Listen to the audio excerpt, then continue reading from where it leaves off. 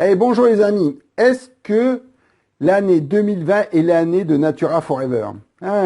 J'ai quand même un sentiment qu'il est fort probable que cette année sera vraiment la reconnaissance peut-être mondiale de Natura Forever.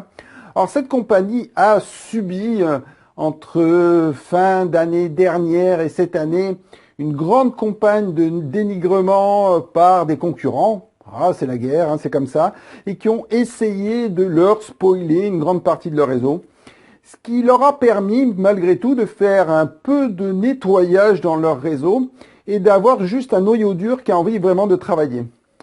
Et dans la même veine, ils ont cherché à améliorer leur plan de rémunération, ils ont amélioré leurs produits, la qualité de leurs produits, allant même jusqu'à fabriquer leurs propres produits.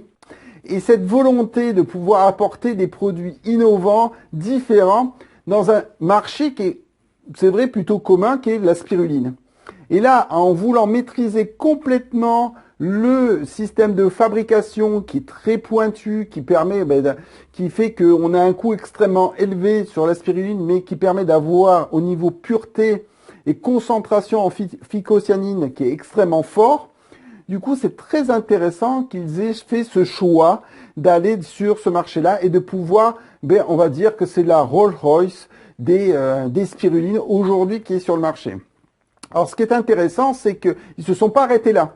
C'est-à-dire, bon, d'une part, ils ont amélioré la qualité de leur spiruline, donc de leur boisson de base, mais ils ont aussi sorti de la phycocyanine, ils ont aussi sorti un concentré sous forme de poudre. Ils ont aussi sorti un café à base de spiruline. Alors, c'est sous format de capsule pour Nespresso. Et donc, tout ça, alors, ils ont aussi fait évoluer le krill. Voilà, il y a une vraie stratégie de développement global de la gamme de produits et d'une volonté de pouvoir vraiment accompagner chaque personne dans leur développement qui est vraiment très intéressant. En plus de ça, il y a de plus en plus de leaders qui regardent leur structure et qui se disent waouh, il y a un sacré marché à développer là, et donc qui commencent à s'intégrer directement à cette compagnie. Donc c'est vraiment intéressant. Donc je pense vraiment, ils ont vraiment souffert entre la fin de l'année dernière et le grand courant de cette année, entre les attaques, mais là, ils sont ressortis bien plus forts et très combatifs. Et je pense que ça va être l'année de Natura Forever. Alors bien sûr, ce ne sera pas que les seuls. Mais j'avoue que je pense qu'il faudra regarder de près comment va évoluer Natura Forever. Et je pense que si vous avez quelqu'un autour de vous qui fait Natura Forever, intéressez-vous aux produits et voir comment ça peut évoluer.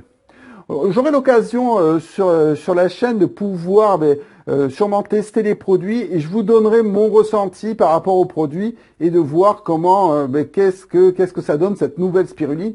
J'avoue, hein, j'ai testé des produits pour mon autre site internet. Bon, la qualité n'était pas au rendez-vous. Pourtant, c'était des produits qui étaient censés être fabuleux. Là, à voir. Mais je suis convaincu que du fait de leur façon de pouvoir aborder les choses, du fait de pouvoir s'être engagé, d'avoir investi dans le fait financièrement sur le fait de contrôler la production de la qualité de la spiruline, je trouve ça extrêmement intéressant. Voilà. Donc, je vais vous laisser, mais pensez-y. Revenez dans quelques jours, vous allez voir, il va y avoir un article extrêmement détaillé sur Natura Forever sur osergagner.com.